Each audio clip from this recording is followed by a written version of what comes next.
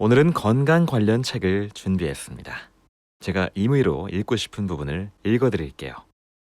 의사들이 말해주지 않는 건강 이야기. 지킬 박사와 하이드. 술. 술과 담배.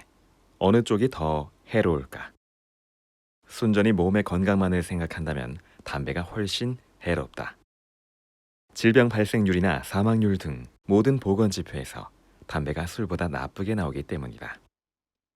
그러나 과음으로 인한 교통사고나 가정파탄, 업무 방해 등 사회경제적 요인까지 감안한다면 술이 담배보다 나쁘다는 것이 보건학계의 정설이다.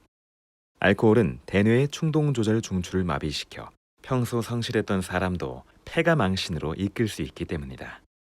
신임 공직자들의 프로필에 두주불사라는 용어가 자랑스럽게 소개될 정도로 음주에 관대한 우리나라에선 더욱 그러하다. 건강을 지키며 술을 마실 수 있는 방법은 없을까?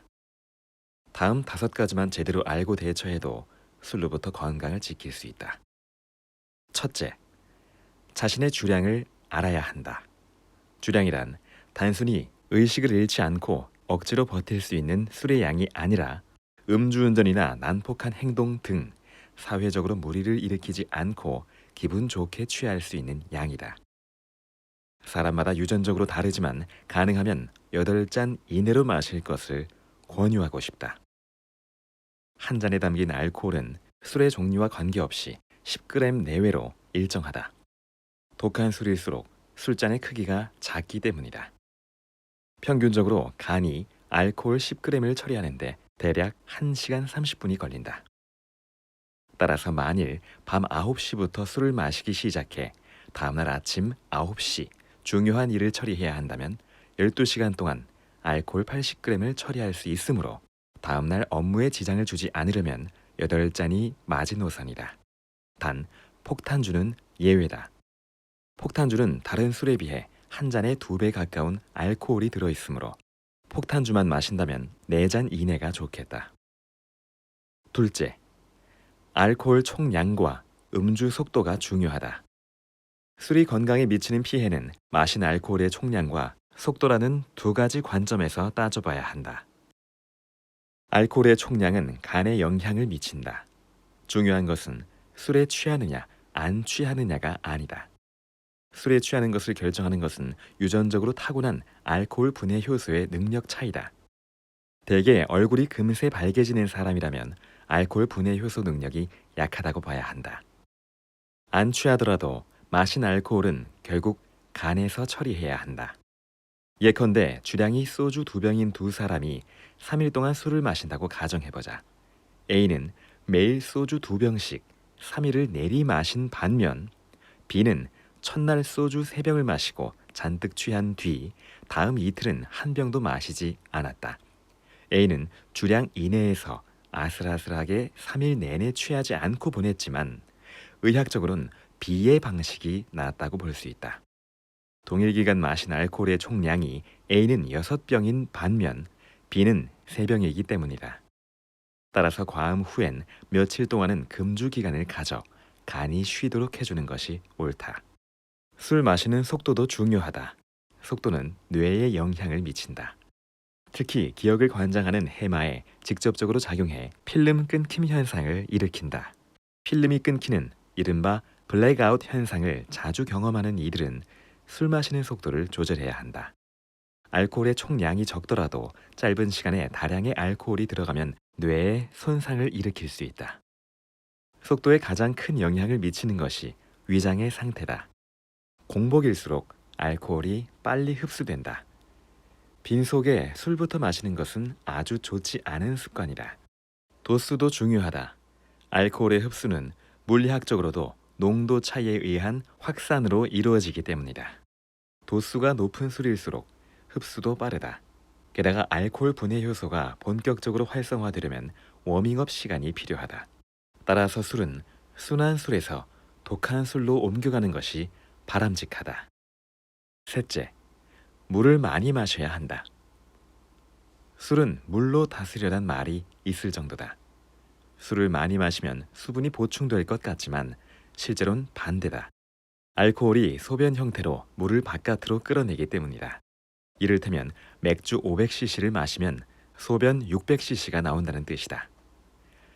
역설적이지만 술을 많이 마실수록 탈수 증세에 빠진다. 과음 후 소변이 마렵고 목이 마른 이유도 바로 여기에 있다. 음주 전후 가능하면 많은 물을 마시자. 억지로 술을 많이 마셔야 하는 중요한 술자리에 가야 할 때는 물을 서너 잔 이상 미리 마셔두면 좋다. 술자리에선 술을 한 잔 마시면 물도 한 잔 마시는 습관을 갖자. 취하느냐 안 취하느냐는 알코올의 총량보다 농도에 좌우된다. 물을 많이 마셔 체액이 늘어날수록 같은 양의 술에도 덜 취하고 오래 버틸 수 있다. 넷째, 숙취를 덜 일으키는 술을 알아두자. 발효주보다 증류주가 좋다.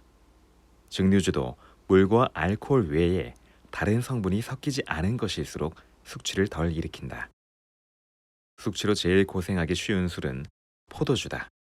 포도주보다는 막걸리나 청주 등의 곡주, 곡주보다는 맥주, 맥주보다는 위스키, 위스키보다는 소주, 소주보다는 진이나 보드카가 숙취를 덜 일으킨다. 같은 양의 알코올이라면 소주나 보드카가 알코올 도수는 높지만 포도주나 맥주보다 낫다는 뜻이다. 따라서 똑같은 정도로 취하고 싶다면 차라리 소주나 보드카처럼 독한 술로 취하는 게 다음날 깨끗한 머리를 위해 낫다. 그러나 독한 술은 알코올 흡수가 빨라 통제력을 잃게 만들어 과음을 유도할 우려가 있다. 유감스럽게도 한국인의 이른바 독주 소비량은 세계 1위다. 2011년 세계보건기구 통계에 따르면 전체 알코올 소비량으론 세계 13위지만 소주나 위스키 같은 독주 소비량에선 1인당 연간 9.57리터로 세계 1위 알코올 소비 국가인 몰도바의 4.42리터보다 2배나 많다. 다섯째, 술은 조금씩 마신다면 보약이 된다. 사망률이나 심장병 발생률 등 각종 보건지표 조사에서 술을 전혀 입에 대지 않는 사람보다 소량의 술을 마시는 사람이 좋은 것으로 드러나고 있기 때문이다. 단 하루 2잔 이내의 경우다. 석 잔을 넘어가면 확실히 건강에 나쁜 영향을 미친다. 이러한 효과는 술의 종류와 상관없이 관찰된다. 알코올이 혈관에 좋은 영향을 미치기 때문이다. 따라서 식사 후 한두 잔 반주 삼아 술을 마시는 것은 긴장을 풀 겸 건강을 위해 좋은 습관으로 권장된다. 술 가운데서도 기왕이면 레드와인이 좋겠다. 레드와인 속에 다량 함유된 레스베라트롤 등 포도 껍질의 색소 성분이 강력한 항산화 작용을 지녀 노화를 억제하고 혈관을 깨끗하게 만들어준다. 기름진 고기를 많이 먹는 프랑스 사람들이 다른 유럽 국가에 비해 심장병 발생률이 낮은 이른바 프렌치 패러독스도 그들이 즐겨 마시는 레드와인 덕분이다.